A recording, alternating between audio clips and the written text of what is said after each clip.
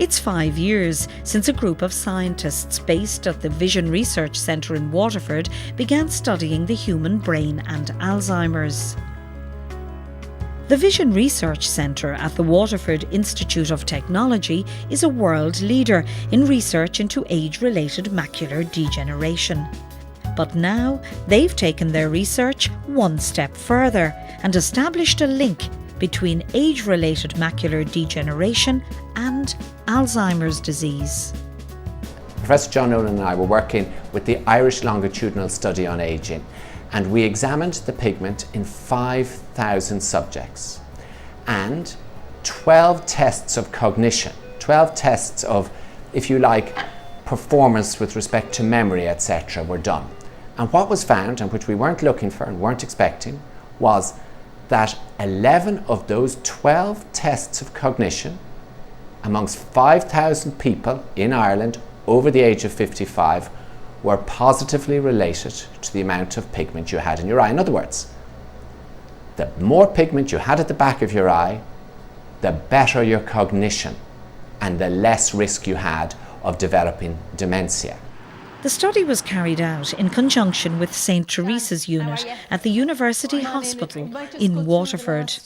The study, I suppose, had a number of important findings. First of all, we found that patients with Alzheimer's disease compared to normal age-matched controls, in other words, patients who didn't have Alzheimer's disease, the Alzheimer's group had a much lower level of macular pigment compared to normal controls. Now, macular pigment the macula is that part of the eye that's very important for central vision. So people with Alzheimer's disease had a poorer vision than those without Alzheimer's disease. And in fact, that's a new finding and a very interesting finding.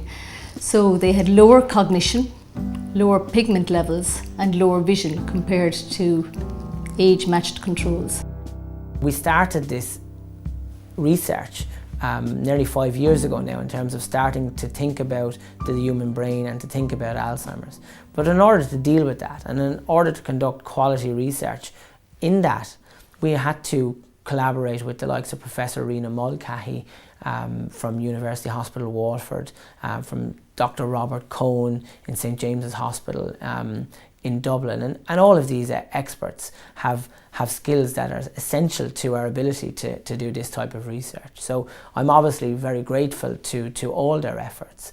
And you know, the team here itself is multidisciplinary in terms of its expertise: statistics, nutrition, analytical chemistry, vision, you know, and it requires all of this type of input for us to be able to do a study such as what we've just published in the Journal of Alzheimer's Disease. So for all of those people, this contribution to science and to medicine is very important and something we're all very proud of.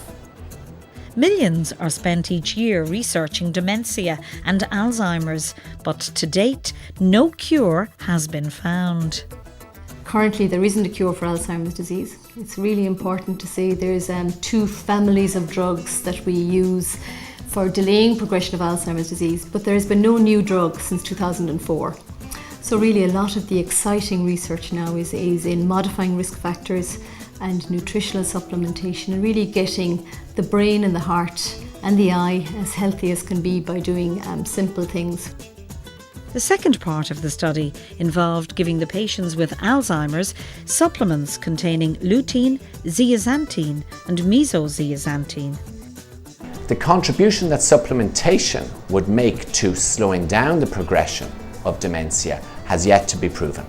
What it does suggest very strongly is that this pigment at the back of the eye is a biomarker for your risk of getting Alzheimer's disease, or certainly of getting dementia. Now, that's very important in itself, but what it does tell us is that if your diet is poor, if you are deficient in these pigments at the back of the eye, you are at increased risk of Alzheimer's disease and dementia. Now, the importance of this, it rests on the following fact. These 3 pigments at the back of the eye are antioxidants, and we know that oxidative stress, that's free radical damage, is responsible at least in part for the development of dementia with increasing age. So it's not very surprising that if you have a lot of the pigment in your eye, and don't forget the eye is part of the brain, so if you have a lot of the pigment in your eye because you have a good diet, You probably have a lot of the pigment in your brain also, thus explaining why you have a reduced risk of Alzheimer's disease or dementia if you have a good diet. And this isn't the first finding of its kind. Many studies over the last 20 years have shown that if you want to reduce your risk of cognitive decline, of dementia, of Alzheimer's disease with increasing age, a healthy diet rich in fruit and vegetables is very much advisable. The supplements given to the participants in the study contained 3 carotenoids, or nutrients, derived from the Mexican-grown marigold plant. Marigold is one of the highest content of lutein available from a plant source, so it's that's the reason why we use marigold. We do the cultivations, we do the processing, and obtain a carotenoid, which mainly is lutein and zeaxanthin.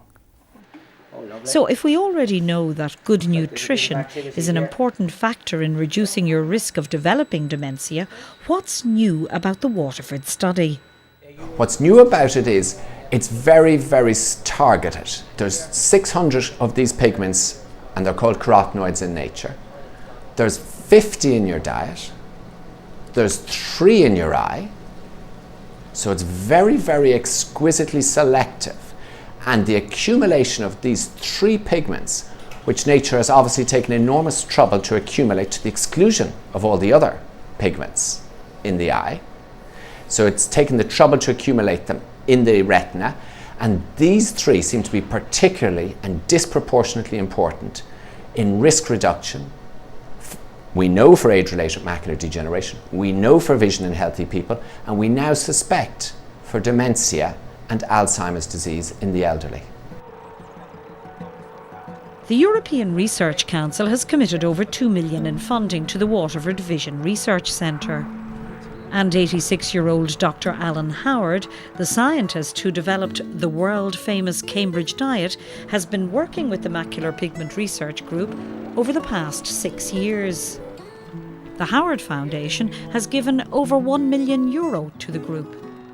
It really is tremendous we found, unexpectedly, because there's a lot of macular pigment in the brain, and just as a shot to try and see what happened, we looked at Alzheimer patients and with age-matched controls, and the difference is enormous. In other words, Alzheimer patients have very little macular pigment. And that means that their brain has also depleted the macular pigment. And of course, this may reflect on why they have their Alzheimer's. Of course, we want to do further trials into larger numbers, but also to look at whether we can prevent Alzheimer's by giving macular pigment.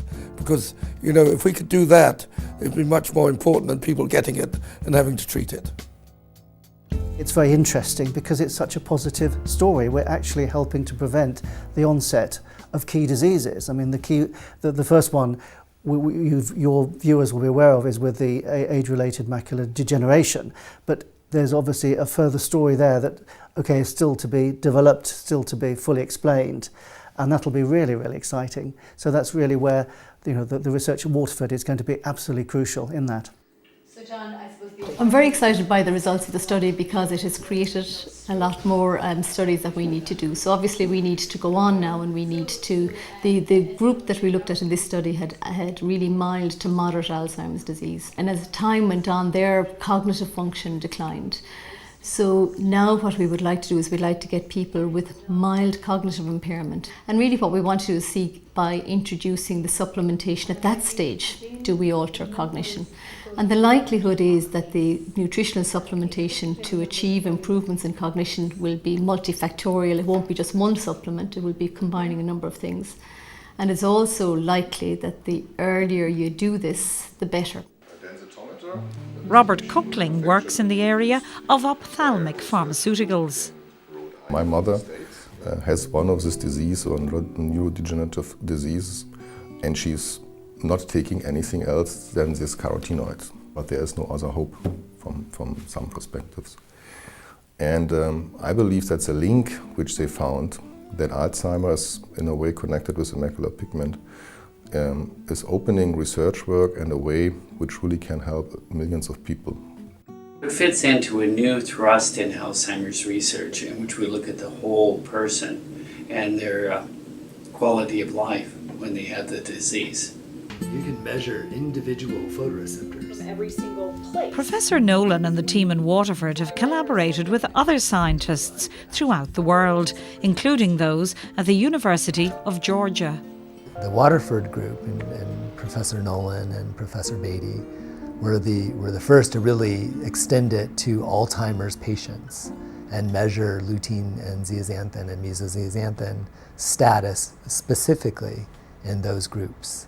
And they had earlier, one of the great strengths of the Waterford group is they have this very big cohort of subjects, thousands, that they can study and follow as part of this very large longitudinal study that they're doing across the country, and then relate it to a huge host of factors that they can measure in them to the macroxanthophils and cognition and degenerative disease, and this extension to Alzheimer's was a very nice example of that. One thing that I think these studies give us is the reminder that prevention is really key here. We can certainly intervene and change function, but if we do it early enough, we've really got a chance at prevention. And that, I think, is a very important take home here.